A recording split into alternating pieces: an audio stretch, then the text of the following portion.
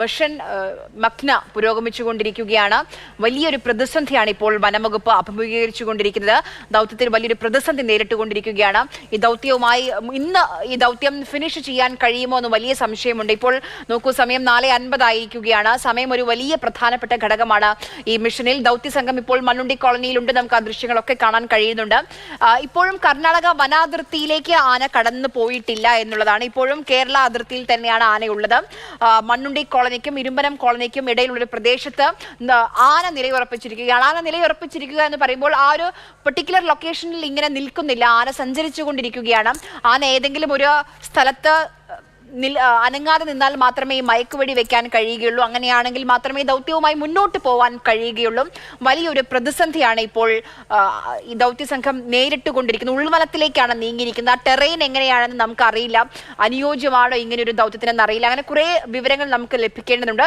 4 കുങ്കിയാനകളൊക്കെ എല്ലാവരും സജ്ജമാണ്. ദൗത്യ സംഘം റെഡിയാണ്. അവരുടെ കൂടെ വനംവകുപ്പ് ഡോക്ടർമാർ സജ്ജമാണ്. മയക്കുവെടി വെക്കാനുള്ള സംഘം സജ്ജമാണ്. പക്ഷേ ആന പിടി തരുന്നില്ല. ആന സഞ്ചരിച്ചുകൊണ്ടിരിക്കുക. അതാണ് വലിയൊരു വെല്ലുവിളിയായി ഇപ്പോൾ നിൽക്കുന്നത്. നോക്കും, നമുക്ക് ആ മണ്ണുണ്ടി കോളനിയിൽ നിന്നുള്ള ദൃശ്യങ്ങളാണ് കണ്ടുകൊണ്ടിരിക്കുന്നത്. ഉൾവനമാണ്. പക്ഷേ അങ്ങനെ പറയുമ്പോഴും ഒരു ഭാഗത്ത് ജനവാസ മേഖലയുണ്ട്. 30ഓളം അല്ലെങ്കിൽ 40ഓളം ആദിവാസി കുടുംബങ്ങൾ അവിടെയുണ്ട്. അവരെ സംബന്ധിച്ച് അവർക്ക് ഒരു വലിയ ഭീഷണിയാണ് ഇപ്പോൾ. ഒരു മറുഭാഗത്ത് ബാവലിയിൽ കർണാടക ബോർഡറാണ്. അവിടെ വലിയ പ്രതിഷേധം നാട്ടുകാരുടെ ഭാഗത്തു നിന്ന് നടക്കുന്നുണ്ട്. ഉൾവനത്തിലേക്കാണ് നീങ്ങിക്കൊണ്ടിരിക്കുന്നത്. ഈ മിഷനെ സംബന്ധിച്ച് വലിയ വെല്ലുവിളിയാണ്. മിഷന് വലിയ പ്രയാസം ഉണ്ടാക്കുന്നുണ്ട്. ഫെലിക്സ് ഉണ്ട്. ഫെലിക്സ്, ആന ഇപ്പോൾ എവിടെയാണുള്ളത്?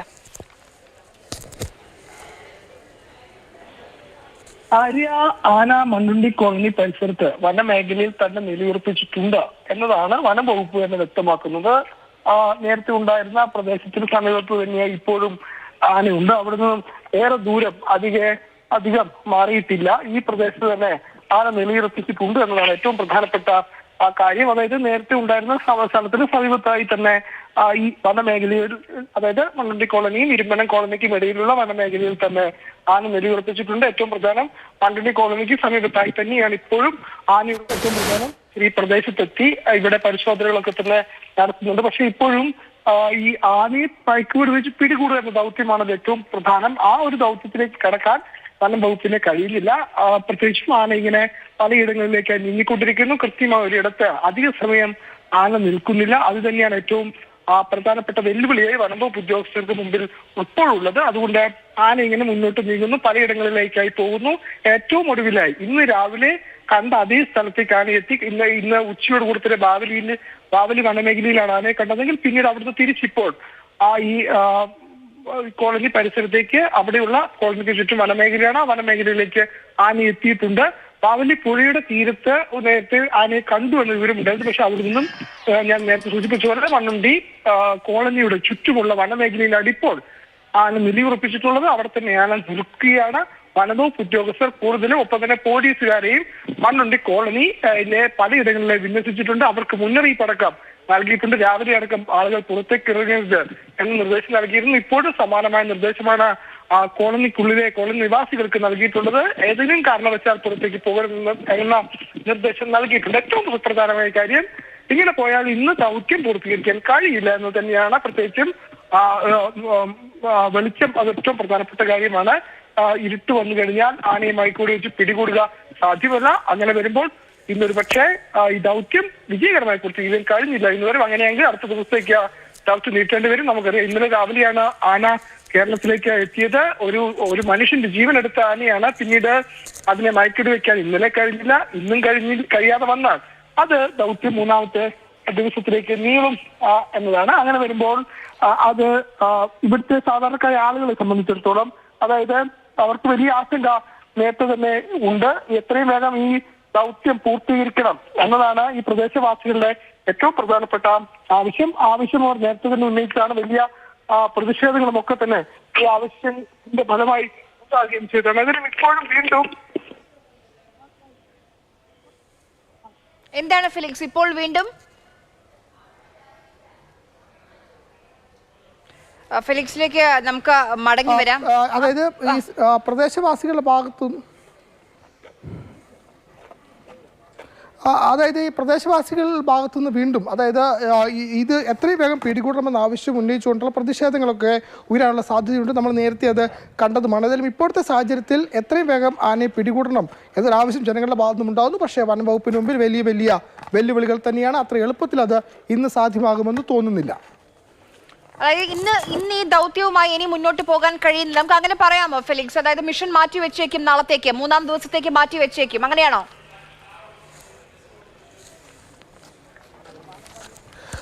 അതിനുള്ള സാധ്യതയാണ് കാണുന്നത്. പക്ഷേ ഔദ്യോഗികമായി വനം വകുപ്പ് അക്കാര്യത്തിലൊരു വ്യക്തത ഇതുവരെയും വരുത്തിയിട്ടില്ല. അങ്ങനെ ഒരു സ്ഥിരീകരണമോ അങ്ങനെ ഒരു അഭിപ്രായമോ അവരുടെ ഭാഗത്തുനിന്ന് ഉയരുന്നില്ല. പക്ഷേ പ്രധാനപ്പെട്ട കാര്യം ഇങ്ങനെയാണ്, ആനയെ ഒരേ സ്ഥലത്ത് കാണാൻ കഴിയുന്നില്ല, അല്ലെങ്കിൽ ഒരേ സ്ഥലത്ത് ആന നിലയുറപ്പിക്കുന്നില്ല. അങ്ങനെ വന്നാൽ മാത്രമാണ് ആനയെ വെടിവെച്ച് മയക്കുവെടി വെച്ച് പിടികൂടുക സാധ്യമാകുക.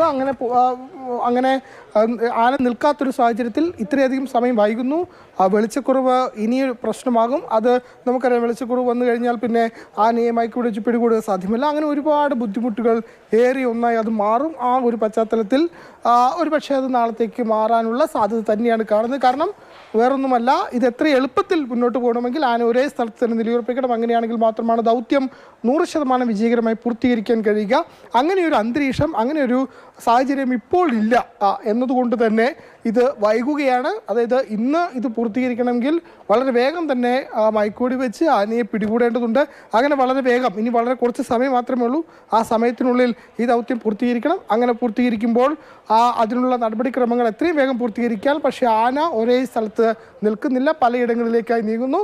വനത്തിനുള്ളിൽ തന്നെ പലയിടങ്ങളിലായി വനം വകുപ്പ് ഉദ്യോഗസ്ഥരുണ്ട്. പക്ഷേ അപ്പോഴും ആനയെ മയക്കുവെടി വെച്ച് പിടികൂടാനുള്ളൊരു സാഹചര്യവും സന്ദർഭവും അന്തരീക്ഷവും ഒന്നുമല്ല ഇപ്പോൾ ഉള്ളത്. അതുകൊണ്ട് തന്നെ ദൗത്യം നീളുകയാണ്.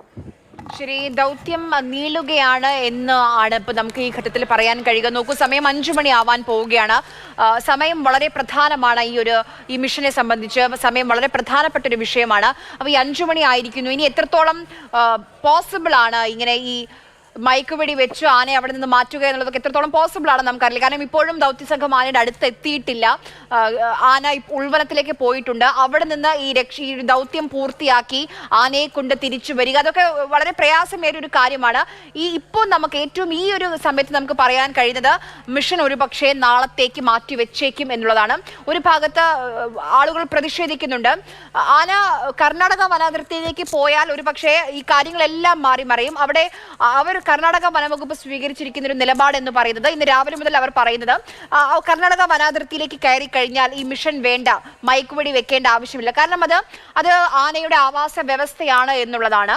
പക്ഷേ കേരള വനാതിർത്തിയിൽ തന്നെയാണ് ഇപ്പോഴും ആന നിലയുറപ്പിച്ചിട്ടുള്ളത്. അതുകൊണ്ട് തന്നെ ഈ മിഷനുമായി മുന്നോട്ട് പോകും.